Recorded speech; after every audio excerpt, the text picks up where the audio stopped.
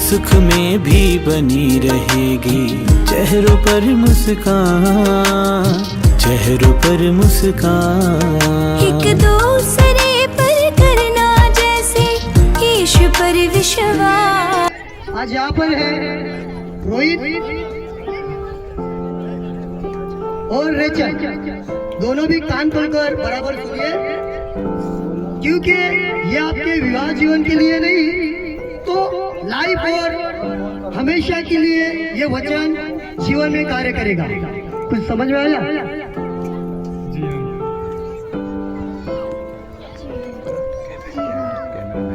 और दूसरे भी जिनकी शादी हुई है और जिनकी शादी होने वाली है उनके लिए भी कार्य करेगा, क्योंकि ये जीवित परमेश्वर का वचन है। हालेलुया।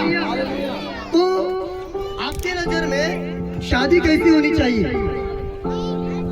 आप बाइबल पढ़ते हो, कोई भी बोल सकता है कैसी होनी चाहिए कि लड़का आया लड़की आई, चलो जो भी कुछ है किया, हो गया शादी। लेकिन परमेश्वर का वचन कहता है कि जो बाइबल हम पढ़ते हैं, परमेश्वर का वचन, पवित्र शास्त्र यानी कि होली बाइबल, उसमें स्टार्टिंग में परमेश्वर ने शादी के द्वारा शुरुआत की, उत्पत्ति। पहले बनाया आदम और हवा। और आपको मालूम है कि बाइबल के लास्ट पुस्तक यानी प्रकाशित वाक्य, रेवलेशन, प्रकटीकरण, इसमें भी लास्ट में वचन में लिखा है कि यीशु मसीह आने वाला है अपने दुल्हन के लिए। तो बाइबल शुरुआत में यही बताती है। और शादी के लिए उत्पत्ति अध्याय 1 वचन 26 और 27, यदि हम देखेंगे कि यीशु मसीह को कई लोग मेमना मानते हैं और कलीसिया, ये दोनों का ब्याह। तो आज रोहित और बोले लड़की का नाम रेचल। रेचल हाँ बहना, मिली था, कार्ड मिला था ना शादी का, ध्यान में रखिए। तो मेरा कहने का मतलब ये है कि और भी हम जब आगे देखते हैं कि नए नियम के अंदर यीशु मसीह ने पहला चमत्कार किया, कहाँ पर? काना। मुझे लगता है शायद अच्छी तरह से नाश्ता नहीं खाया आपने, मेरे ख्याल से आपने अच्छी तरह से शरबत नहीं पिया है, क्योंकि आपका आवाज नहीं निकल रहा है। काना नगर। काना नगर में शादी, केवल नगर नहीं, शादी में पहला चमत्कार यीशु मसीह ने किया। तो हम देखते हैं कि परमेश्वर शादी को बहुत महत्वपूर्ण समझते हैं और आदर और सम्मान से आगे बढ़ाना चाहते हैं। तो हम यहाँ पर, आप यीशु मसीह पर विश्वास करने वाले हैं या नहीं करने वाले हैं, लेकिन वो आपके लिए भी है, क्योंकि मुझे मालूम है मैं प्रभु पर विश्वास करके आगे बढ़ते समय मुझे जो मिला विश्वास के साथ, मैं विश्वास करने वाला व्यक्ति हूँ। और जो मुझे मिला परमेश्वर के वचन में, उसको पकड़कर मैं आगे बढ़ा और मेरे जीवन में बहुतायत का परमेश्वर ने कार्य किया। और विश्वास करता हूँ कि रोहित और होने वाली उसकी पत्नी, उनके जीवन में बहुतायत का कार्य करेगा। आमीन आमीन। बोलो यीशु मसीह की। इसलिए ध्यान में रखिए कि कहीं भी विवाह के बारे में हम देखेंगे कि विवाह हमारा मतलब शादी हमारी आशीषित होना चाहिए। कैसी होनी चाहिए? आशीषित। आया ना? आशीषित होनी चाहिए। चलो फिर से कहता हूँ कि लाया लड़का, लड़की लाई, कौन किधर से लाए, तुरंत कुछ भी किया, हो गया शादी, ऐसा नहीं होता है। हमारी शादी की शुरुआत एक आशीषित होनी चाहिए।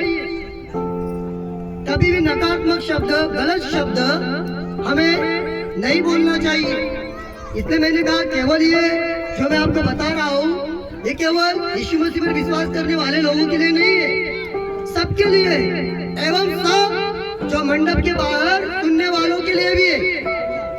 इसलिए हमें परमेश्वर के वचन को मजाक में नहीं लेना चाहिए, क्योंकि मालूम है आपको कि शादी में हम एक वाचा बांधते हैं। क्या करते हैं? वाचा। इंग्लिश में क्या बोला जाता है? प्रॉमिस। एग्रीमेंट किया जाता है ना? एग्रीमेंट। तो बाद में वो एग्रीमेंट भी आएगा, इन लोगों का साइन भी आएगा और सरकारी कायदा कानून के अनुसार वो बातें भी आगे आप देखेंगे, मास्टर आकर बताएंगे आपको। तो इसलिए शादी में एग्रीमेंट होता है, वाचा की जाती है और और इस शादी में बहुत सारे हम बंधे जाते हैं। अभी जिनका नहीं हुआ उनके बारे में नहीं है, क्या बंधे जाते हैं कई प्रकार के लोग। जवान लोग क्या बोलते मालूम है, शादी करेंगे तो बहुत टेंशन आता है, तो करते क्यों हो? शादी किया तो फंस गया बोलते हैं ना जवान।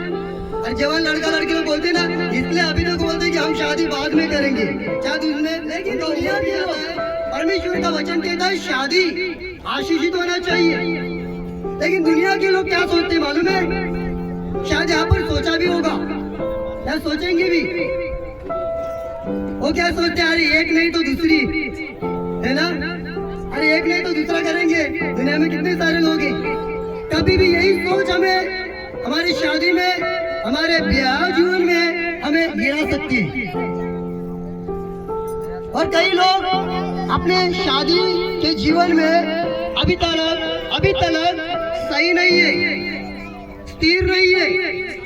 बाइबल का, परमेश्वर का वचन 2 थिस्सलुनीकियों 3:3 कहता है, परमेश्वर सच्चा है, वो तुम्हें दृढ़ता से स्थिर करेगा और दुष्टता से बचाएगा। तो हमें परमेश्वर स्थिर करने के लिए तैयार है, दृढ़ता से स्थिर करेगा और दुष्टता से बचाएगा।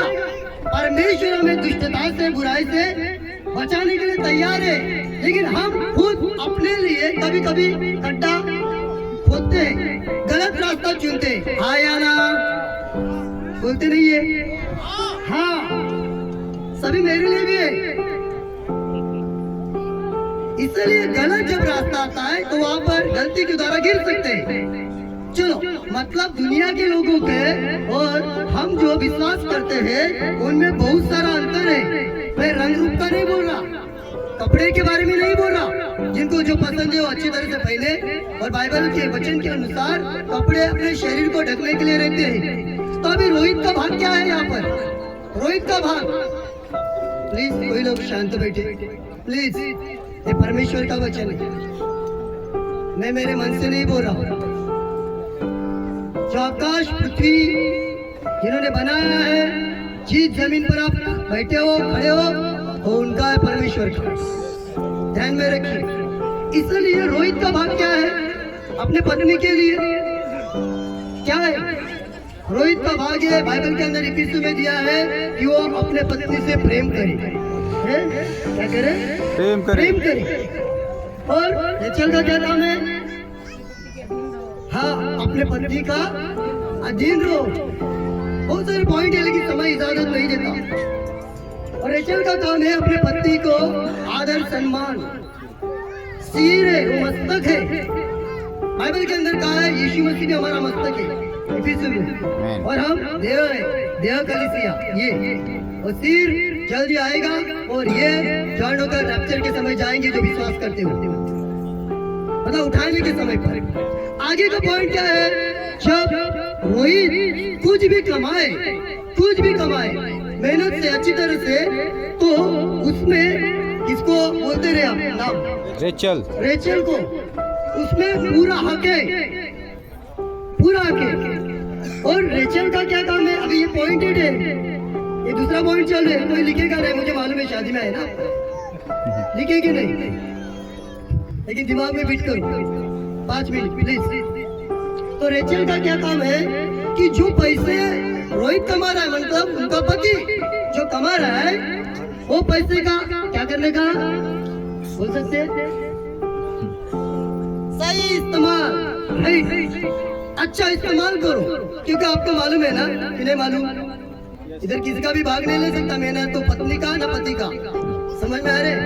किसी को भी गुस्सा नहीं आना चाहिए। इसलिए तीसरा, थर्ड पॉइंट, जब रोहित अपने माँ बाप के साथ है, अभी भी है, तो माँ बाप उसके साथ है, लेकिन जब पत्नी हो जाती है तो बाइबल कहती है कि वो अपने पत्नी से जुड़े रहे, मतलब माँ बाप को त्यागे नहीं, पत्नी को जुड़े रहे, उसको जो कुछ बातें उसके मन के अंदर है, विचार में चल रहे, सारे बातें अपने पत्नी से शेयर करे। समझ में आ रहा है? हाँ, उसका तो क्लास में बाद में भी लूंगा, क्योंकि दोनों बाद में मिलने वाले मुझे, ठीक है?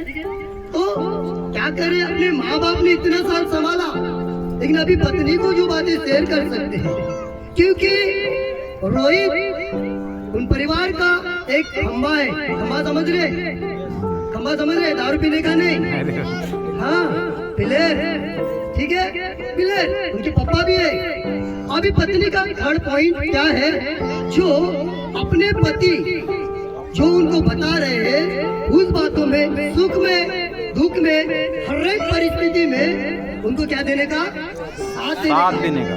मतलब चिकन है, मटन है, मछली है, तो अच्छे खासे खुश रहेंगे, खूबसूरत कैसे है, ठीक है ना। और दाल चावल यदि रहेंगी, पूरी भाजी रहेगी, तो बोलेंगे ये क्या रहा है, ये क्यों, ये मुझे नहीं है चाहिए। तो ऐसा नहीं है, मतलब सुख में, दुख में, हर एक परिस्थिति में रोहित को साथ देना पड़ेगा, क्योंकि यही पॉइंट फिर हमें गिरा देते हैं और हम नाम शैतान का लेते हैं। शैतान पहले से ही गिरा हुआ है, बाइबल कहती है, कितना गिराओगे उसको, इसलिए ध्यान में रखिए। और बहुत सारी पॉइंट है, लेकिन बताना चाहूंगा, समाप्त कर रहा हूँ कि रोहित को रेचल को बोलिए ना, रोहित शाबाश, ये कितने लोगों में से चुना गया है, बोल सकते हैं अपन, ऐसा बोल सकते हैं, बहन जी बोल सकते हैं, कितने लोगों में से रोहित को रेचल के लिए और रेचल को रोहित के लिए कितने लोगों में से चुना गया है शादी के लिए? शादी में आए हो, अरे हजारों, लाखों, करोड़ों में से। क्या इनके गांव में हजारों ही है क्या, लाखों है क्या? यूपी और जो भी है, तो भारत देश, वर्ल्ड, करोड़ों में से इन लोगों के लिए चुना गया है, जो परमेश्वर ने इनके लिए जो रखा था